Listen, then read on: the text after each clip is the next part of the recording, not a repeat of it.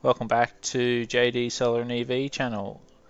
Tonight we're going to be discussing the viability or the economics of owning an EV over a petrol or diesel car and see if we can get the figures to stack up. Why don't we have a bit of a look at price, depreciation, maintenance, fuel cost, rego, insurance, those type of things. To work out if things are viable or not, I'm going to take a look at about 7 different vehicles, including my current XR6 Turbo Ford Falcon and a range of Hyundais, because they have quite a good range of electric and hybrid vehicles as well as petrol cars. So I feel like they offer a good range to do a comparison with. On the screen, some of you may recognize the Hyundai Kona Electric. 2 weeks ago I went down to one of the dealerships here, gave it a test drive, and I really enjoyed it, so I'll put in an order. But this is the actual one on the screen, it's the overseas model. They've done a bit of an update, changed that side orange indicator to a clear one. Obviously it's right hand drive, but yeah, it's got the Highlander options, so I'm really looking forward to it. Okay, well that's enough waffling on for the time being. I'll introduce you to the cars that are going to form part of the review. So first of all, we have my current daily driver. It's the Ford Falcon FG XR6 Turbo. Excellent car, heaps of power.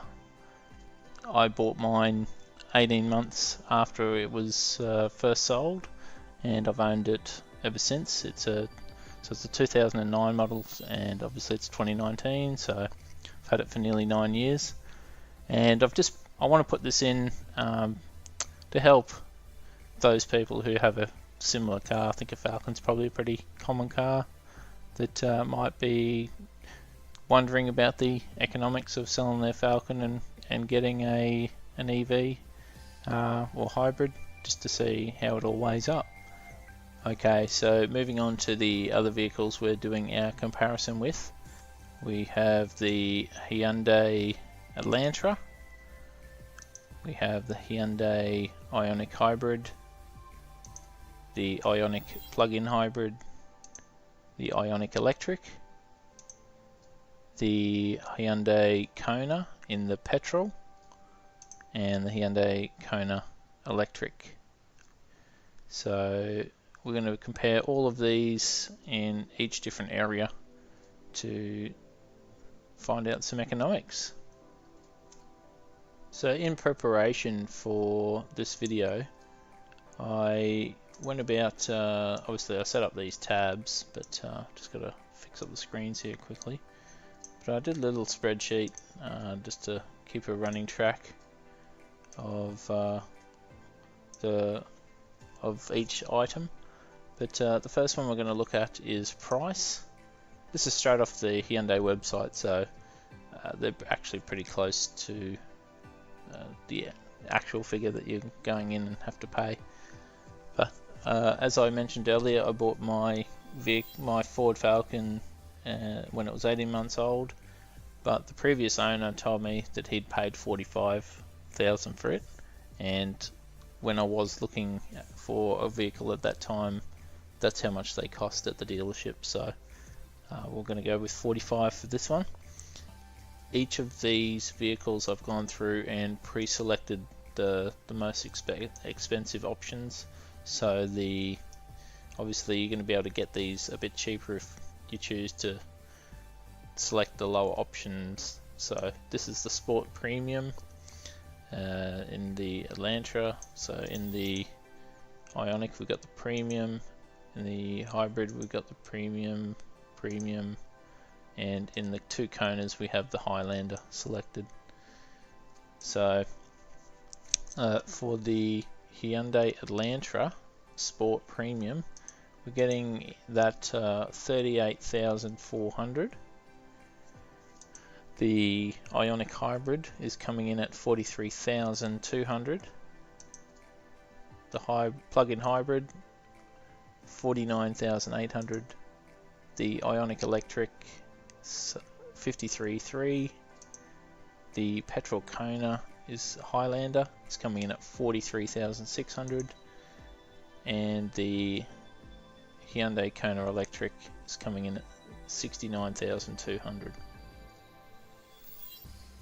Okay, so right now I just want to take the liberty of explaining for those viewers that may not be that familiar with hybrids and electric vehicles, just some of the difference between the hybrid, the plug-in hybrid, and the electric is in the Hyundai range. So the hybrid is a 1.6 litre petrol motor that also has a small battery, and they work together.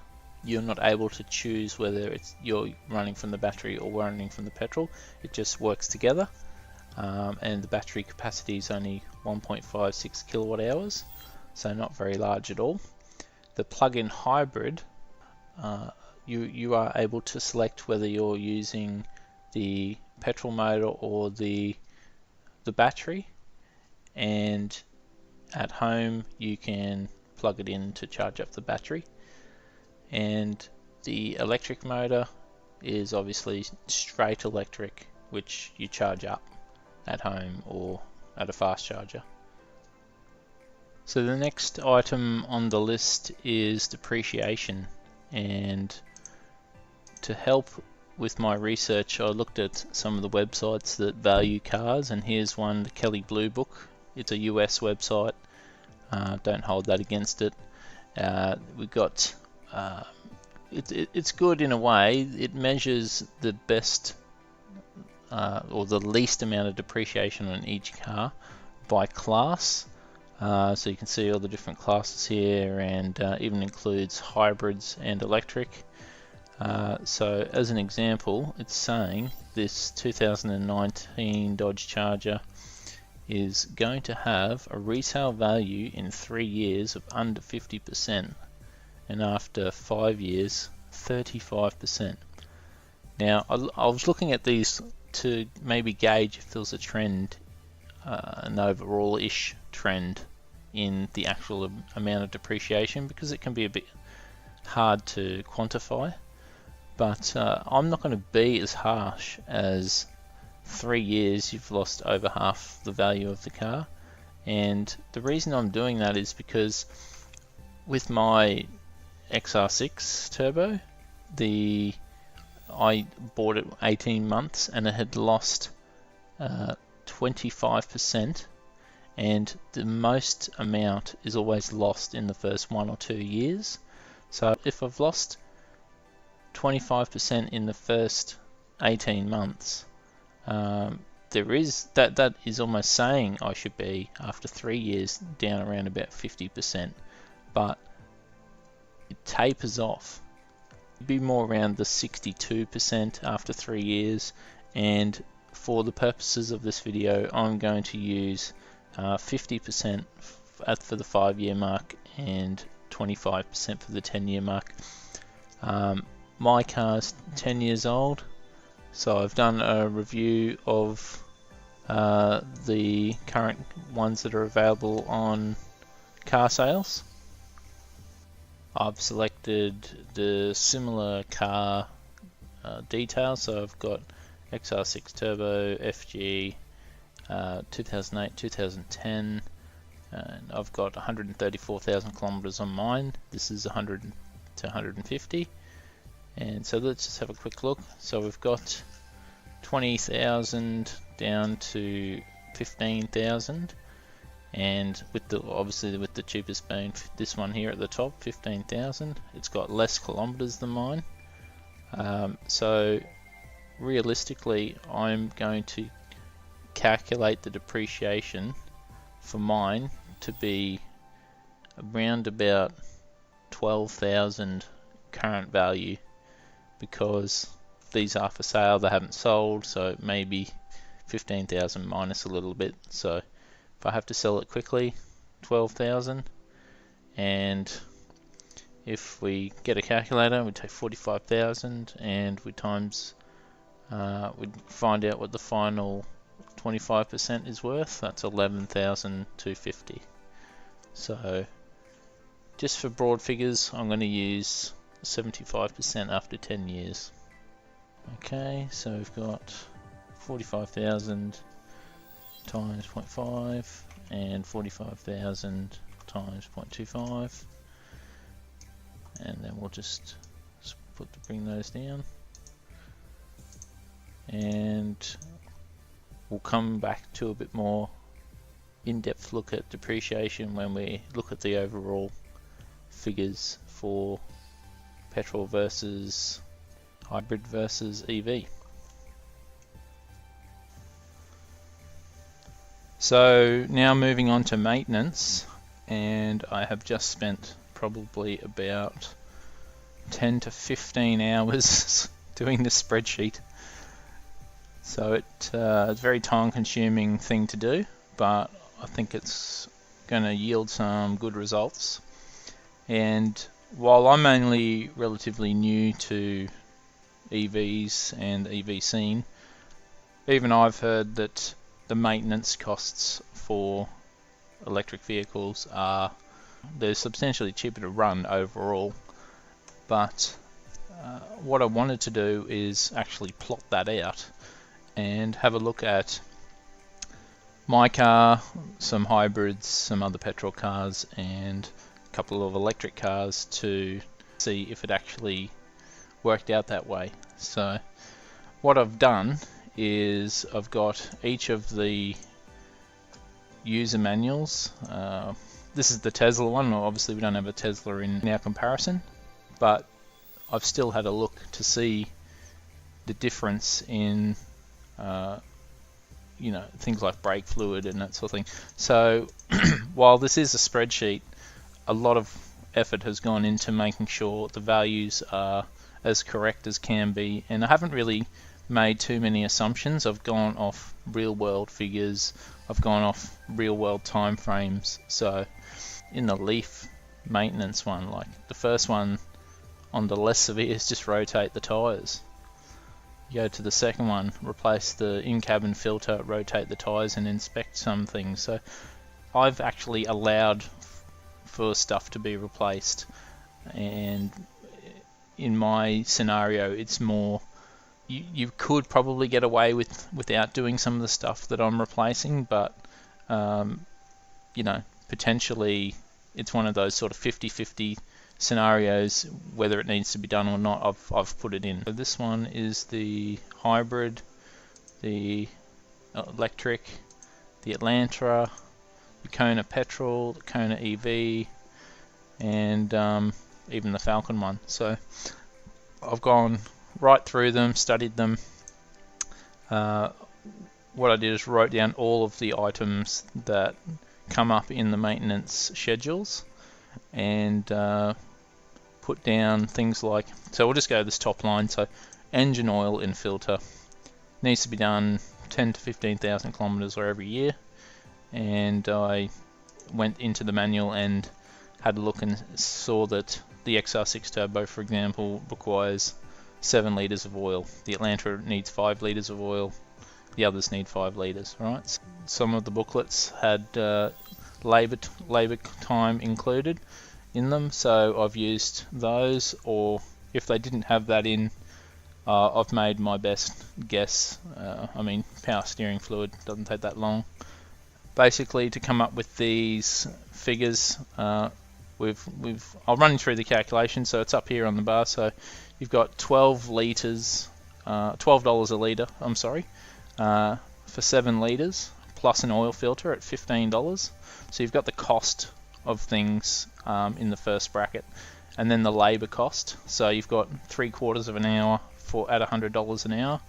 As you can see down the bottom here, I've got assumptions that things are $100 an hour, and over 10 years you need 10.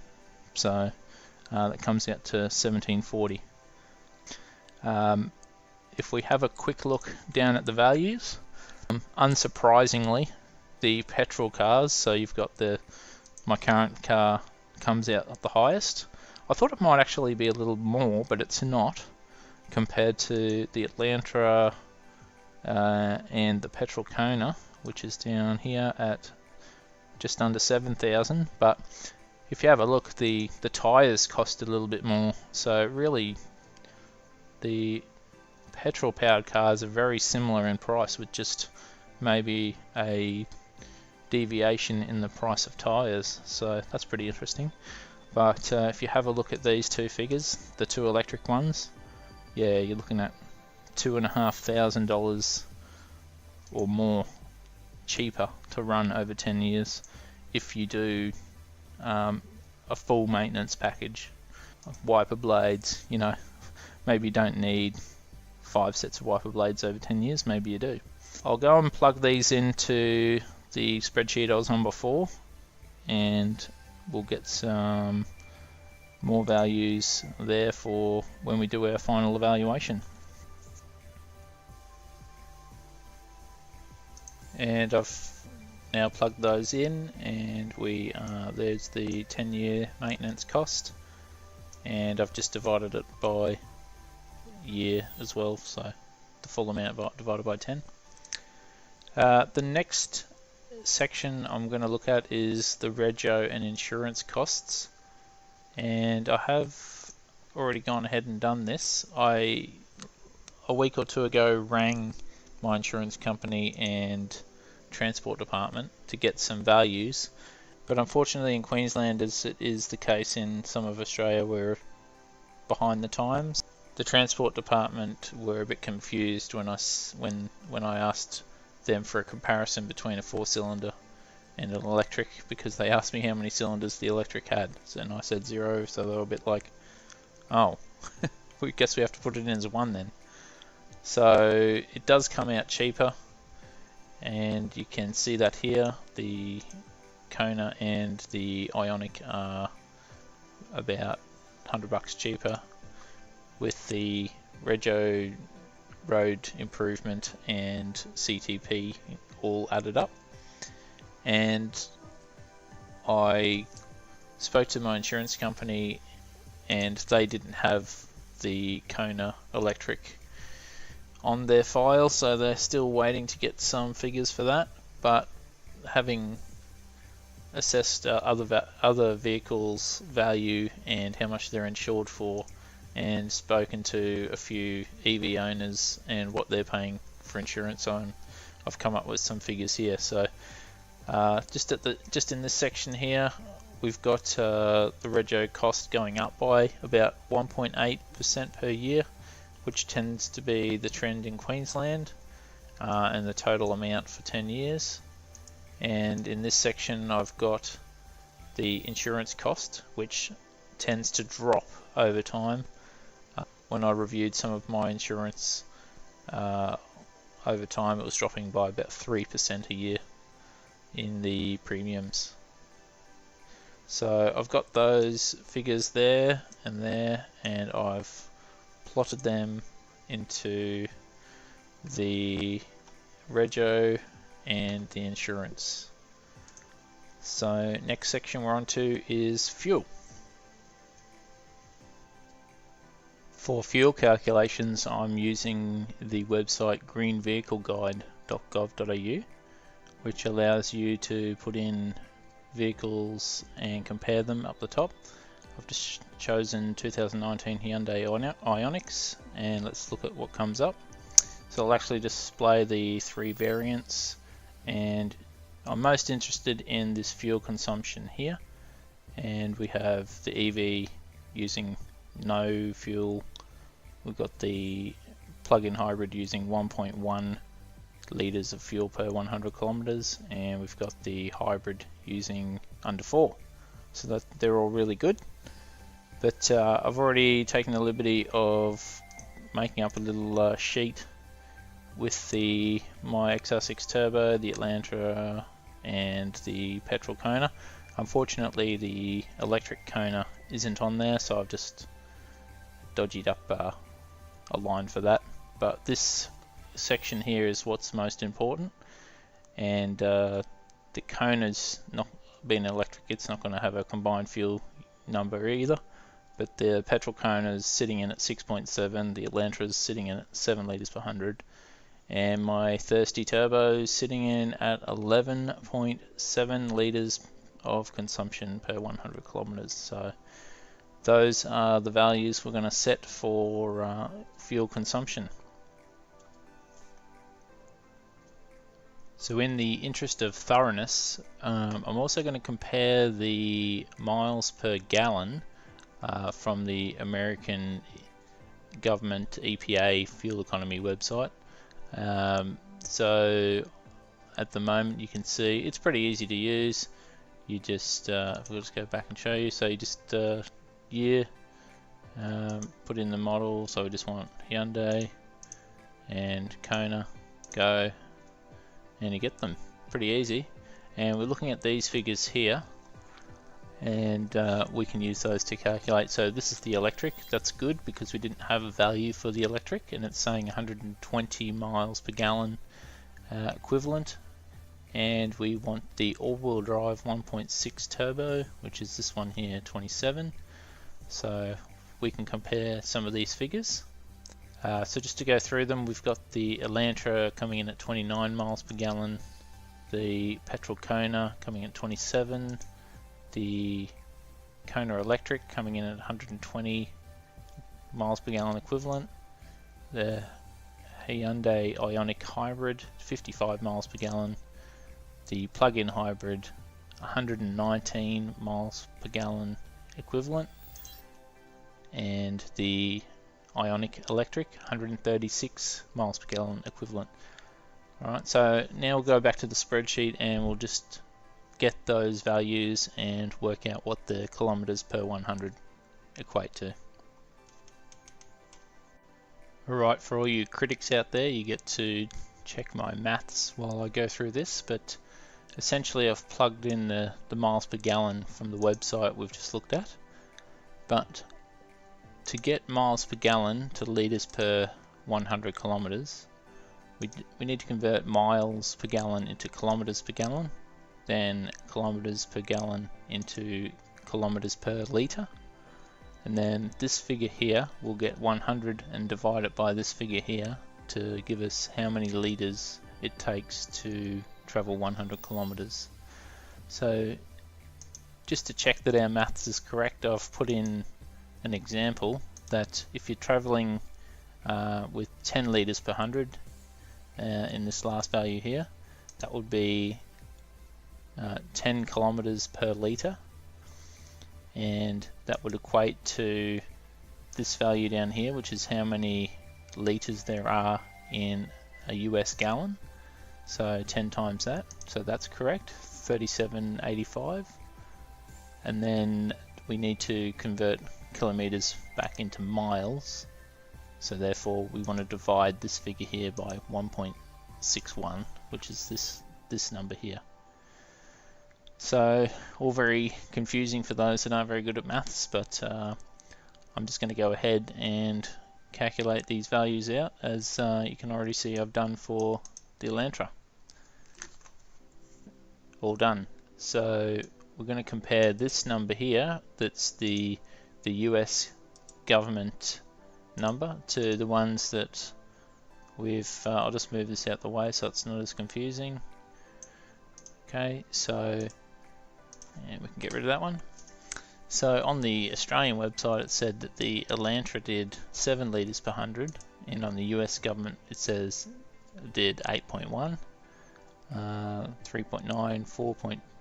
4.27, and now as you can see the rest, but you can see on this one that the electrics have been given an equivalency, so that gives us somewhere to start from for the calculations for fuel cost. But before we go any further, isn't it interesting just when we have a look that the Ioniq plug-in hybrid and the electric Kona have nearly the same value of litres per 100. So that's very interesting for mine. Alright, so what I'll go and do is transfer the numbers up the top. I'm actually going to combine these numbers to get a better average, and for the electrics I can easily use this one seeing as it's the same, and for the ionic electric it's a little bit less, so I will use 1 litre per 100.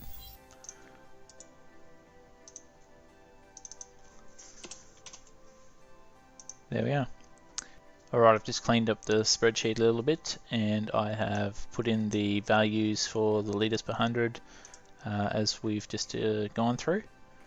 And now I need to work out the fuel cost across 10 years at 15,000 kilometers per year and $1.50 per litre, except for my XR6 Turbo, which I've always put 98 in, and I'll work that out at $1.60 a litre. So $2,800 a year on fuel if I did 15,000 kilometers in the XR6 Turbo. I'll go ahead and put the rest of the values in, and there we are. Now these costs are linear, so they're the same year after year after year, so I can just copy them all across and come up with the total. And there's the final result. So if I was to drive 15,000 kilometers in my XR6 Turbo, I'd be spending $28,000 on fuel over 10 years. And that is not too far from what I actually spend.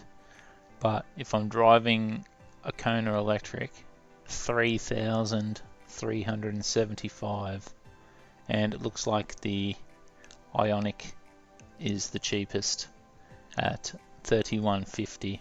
Although it does have a little bit less range, so you may need to charge more often, and that may come with an additional cost. So back to the main spreadsheet with these values, and we are getting close to wrapping up. Okay, so here we are back on the main spreadsheet where we've got all of our values. And if you're still with me, thank you very much. I know it's been a lot of spreadsheeting and values, but this is the part that we're waiting for. And the most interesting thing to see will be the overall 10-year cost. So let me just bring that up now. Here we are.